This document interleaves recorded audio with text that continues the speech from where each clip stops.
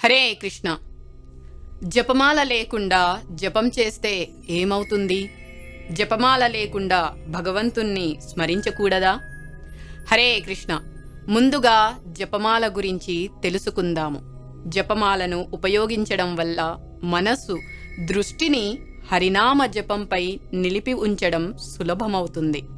ప్రతి పూసను తాకుతూ జపించడం మన మనస్సు శ్రద్ధగా ఉండేందుకు సహాయపడుతుంది. ఎన్ని మాలలు చేశాము అని లెక్కించడానికి సులభమవుతుంది. భక్తులు ప్రతిరోజు 16 రౌండ్లను అంటే 16 మాలలు జపించాలని ప్రోత్సహిస్తారు. ఒక జపమాలలో 108 పూసలు ఉంటాయి. ఒక్కసారి పూర్తిగా 108 సార్లు హరే కృష్ణ మహామంత్రం జపిస్తే 1 రౌండ్ అంటే 1 మాల పూర్తి అయినట్లు లెక్కిస్తారు. ఇది లెక్కించడానికి సులభంగా ఉంటుంది. నిజానికి అసంఖ్యాకంగా భగవంతుని నామజపం చేయవచ్చు.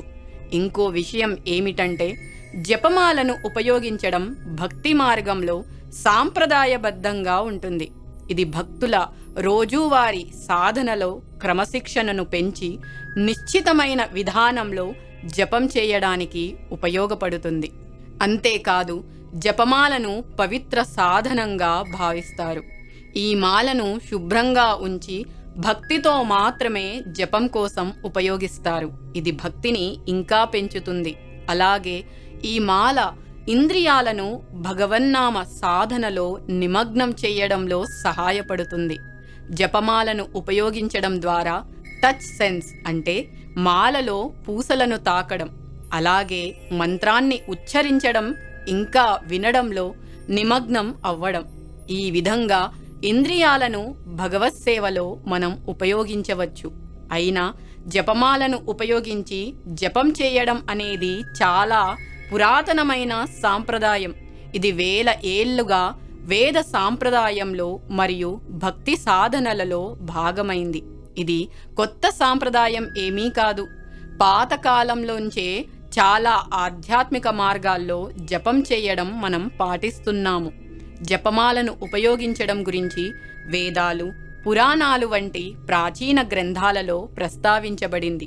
పద్మపురాణం, అగ్నిపురాణం వంటి గ్రంథాల్లో తులసి, రుద్రాక్షమాలలను ఉపయోగించడం గురించి వివరంగా చెప్పబడింది. భక్తి మార్గంలో నారదముని, ప్రహ్లాదుడు, చైతన్య మహాప్రభు వంటి మహనీయులు నామస్మరణకు అత్యంత ప్రాముఖ్యతను ఇచ్చారు. వారు జపమాలను ఉపయోగించి హరినామ జపాన్ని ప్రచారం చేశారు. వైష్ణవ సాంప్రదాయాల్లో తులసి లేదా వేప జపమాలలను భగవంతుని జపానికి ప్రత్యేకమైనవిగా భావిస్తారు. ఇవి అత్యంత పవిత్రమైనవిగా పరిగణించబడతాయి. అయితే జపమాల లేకుండా శ్రీకృష్ణుని స్మరణ చేయకూడదా అంటే, ఎందుకు చేయకూడదు? ఖచ్చితంగా చేయవచ్చు, చెయ్యాలి కూడా. కానీ జపమాల లేకుండా స్మరణ చేయడం సాధ్యమే, కానీ మనస్సు నిలకడగా ఉండకపోవచ్చు. మనస్సు చంచలమని శ్రీమద్ భగవద్గీత 6వ అధ్యాయం 34వ శ్లోకంలో అర్జునుడు చెప్పారు. అందుకే జపమాలను ఉపయోగించడం మన చింతనను ఒకే చోట అంటే జపం పైననే ఉంచడానికి సహాయపడుతుంది. జపమాల లేకుండా కూడా నిత్యం కృష్ణుణ్ణి స్మరించవచ్చు. ఉత్కృష్టమైన, చాలా ఉన్నతమైన భక్తులందరూ అంటే పరమ భక్తులు తమ జీవితమంతా కృష్ణుని స్మరణలోనే ఉంటారు.